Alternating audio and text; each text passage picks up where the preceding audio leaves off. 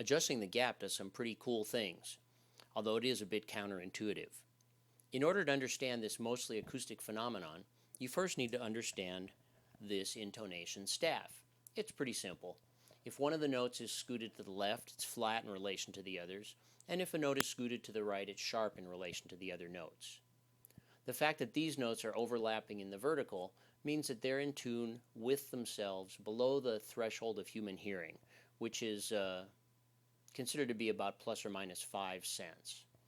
So again, all you really need to remember is if a note is shifted to the left, it's flat in relation to the others, and if it's shifted to the right, it's sharp in relation to the others. So let's see what happens when we change the gap. Here we are again with everything in tune, and this is done with machine testing. And the next graph, all we did was change the gap.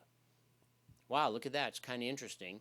The E actually got a little sharp, but all the other notes got flat, but not by the same amount. In other words, it's a nonlinear relationship.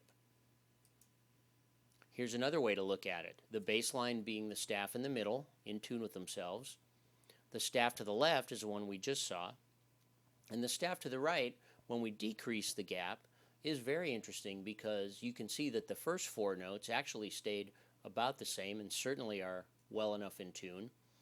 The G on top of the staff got flat, and the high C actually got sharp.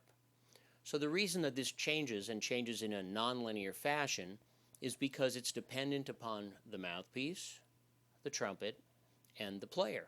In other words, if you had the same mouthpiece and the same trumpet and a different player, you could expect to see a different gap to make things be correctly in tune, and we'll talk about that in another video. So let's hear what this sounds like. We're going to start with a trumpet player playing a low C with the wrong gap for himself. You can see these pitches are out of tune, and the fundamental is the low C, which is around 250. You see that with the orange bars at the bottom. And I'll start that, and that'll be the out of tune incorrect gap. And then in the middle, I'll change it to the correct gap for this setup and player, which is in tune, and you can hear the difference. So here's the out of tune incorrect gap. And now the in tune correct gap.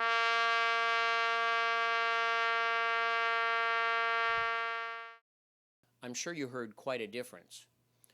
When the gap got correct, it got much louder and more resonant. And you can even see it here on the spectral plot here, where the blue is the correct gap, the in-tune mouthpiece and trumpet system, and the orange is the incorrect gap, which equals the out-of-tune mouthpiece and trumpet system. And as you can see, the blue is much higher peaks, that means they're louder, and that occurs throughout the harmonic structure.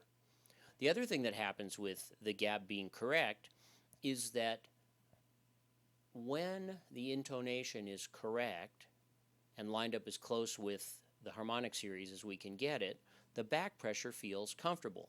If the gap is incorrect and the pitches are not correct in relation to each other, that's when you're going to feel either too much or too little back pressure. So by getting the gap adjusted correctly, you get great intonation, a full resonant sound, an easier upper register, and more endurance. It allows you to use your air in the most efficient manner possible.